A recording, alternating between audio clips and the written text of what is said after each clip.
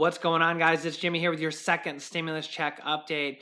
And I have several different news stories and information to update you guys on in this video regarding the second stimulus checks and the unemployment extension.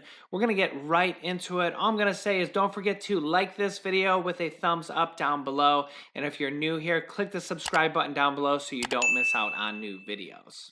Okay, first up, Senate advances stopgap funding bill to avoid a government shutdown, but it's not yet finalized. The U.S. Senate late on Thursday voted to advance a stopgap funding bill to keep the federal government operating through December 11th, paving the way for a final passage before the deadline next week. With government funding running out on September 30th, the legislation would continue funding most programs at current levels and thus avoiding a government shutdown in the middle of a pandemic and before the November 3rd elections.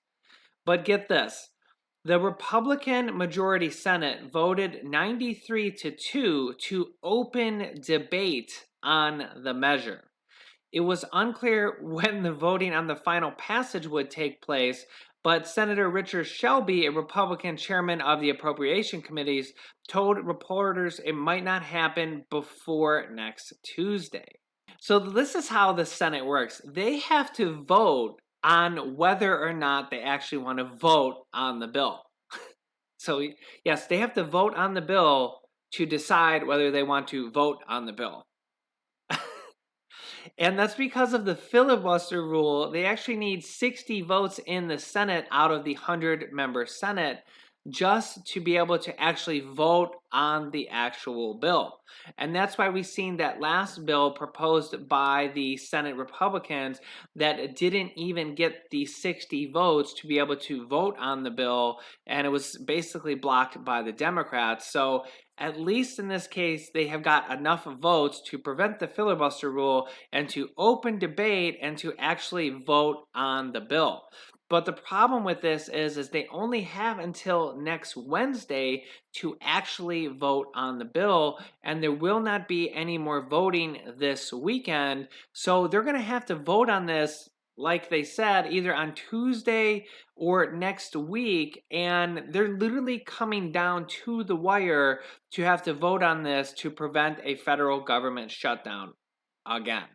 Okay, next up is that Nancy Pelosi has agreed to draft a new bill, a new stimulus package from the Democrats in the House of Representatives. This is going to come out at $2.2 or $2.4 trillion and should include stimulus checks, an unemployment extension, and money for small businesses and small business employees through the Paycheck Protection Program, and also money for schools and money for states and cities. This is very important because this puts on paper what Nancy Pelosi and the Democrats want to spend the money on. For the last month or so, the Democrats were unwilling to tell the Republicans what they wanted to spend this $2 trillion on, and this will tell the Republicans exactly what they want to spend the money on, and this can make it so the Republicans can either negotiate on it or can basically accept it, which they actually might just accept it flat out of the gate because the Democrats have already come down $1 trillion, and President Donald Trump is growing more and more antsy to pass a stimulus check and an unemployment extension before the election. He knows that if he can pass a stimulus check before the election, that it will mean millions of more votes for him. The last time they passed a stimulus check, his approval rating went up by 5%. And there's been thousands of people that have said that if there are no more checks passed, especially on this channel, I've seen so many comments from you guys that if there's no more checks passed, that they won't be voting for anybody that's in office. So Nancy Pelosi, Mitch McConnell, and the president, if they want to be reelected, they better pass these stimulus checks before the election.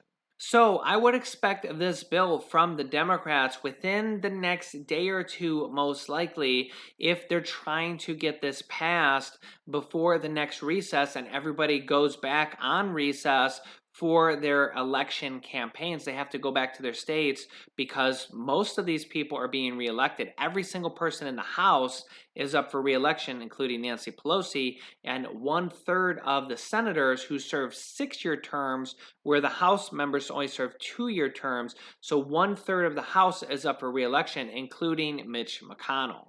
Billionaire entrepreneur from the hit TV show Shark Tank, Mark Cuban has renewed his call for $1,000 stimulus checks every 2 weeks or $2,000 per month. Mark Cuban has reiterated that they need $2,000 per month stimulus checks during this pandemic. He says, "We need it now as much as we did back then," when he first proposed this back in May. Cuban says there are two economies or two sets of realities right now, one for those that are able to stay afloat and one for those that are unable to. Those without help are struggling badly and we need to get them help. Mark Cuban says that all American households, no matter their income level, should receive a $1,000 stimulus check every 2 weeks for the next 2 months. He proposed this idea in May and says, "I still believe in doing it the exact same way today." Now, the stipulation of this check proposal from Mark Cuban is families would have to spend each check $1,000 every 2 weeks within 10 days or they would lose the money, Mark Cuban says. He believes this is a use it or lose it approach that would be beneficial because it would promote spending, which would help businesses stay open and stimulate the economy. He says, "I don't care what they spend it on." He says it could be candy, it could be rent, it could be their mortgage, it could be anything they deem necessary or they want. A similar proposal, which was the most favorited proposal from our viewers by Kamala Harris, who is now the vice president nominee. She would be the vice president underneath President Joe Biden if he is elected. This would make her the vice president. She is the person that has championed and have come up with the $2,000 per month stimulus checks until the pandemic is over. She says, "Together with Bernie Sanders and Ed Markey, I'm proposing that we not have just a one-time stimulus check of $1,200. Through the course of this pandemic and crisis, we need to give people $2,000 per month as recurring payments, people below a certain income level, to help them and sustain them through these months of crisis, so at the end of it, they can get back up on their feet instead of falling deep, deep, deep into the crevices of the crisis." And it does not make any sense, to your point, when we have Republicans in Congress who are standing in the way of supporting working people who have recently lost their jobs and have every intention of working when we get through this crisis, and they just need help now from their government. Let me know down below in the comments if you think this would be a good idea or if you think it's basically too much money to spend.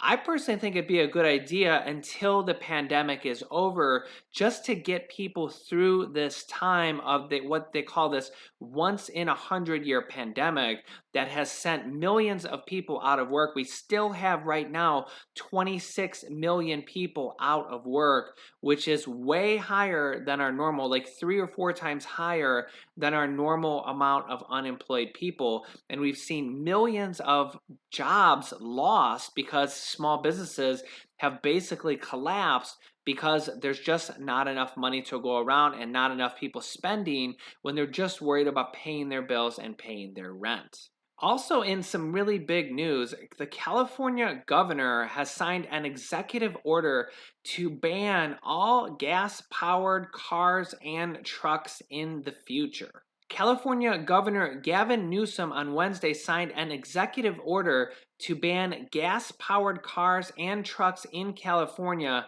by 2035, a move he said would cut greenhouse gas emissions by more than 1/3. Plus, Newsom said he is directing the California Air Resources Board to establish regulations that would require all new cars and passenger trucks to be zero emissions by 2045 where feasible. He says this is the most impactful step our state can take to fight climate change. For too many decades, we have allowed cars to pollute the air that our children and our families breathe. You deserve to have a car that doesn't give your kids asthma.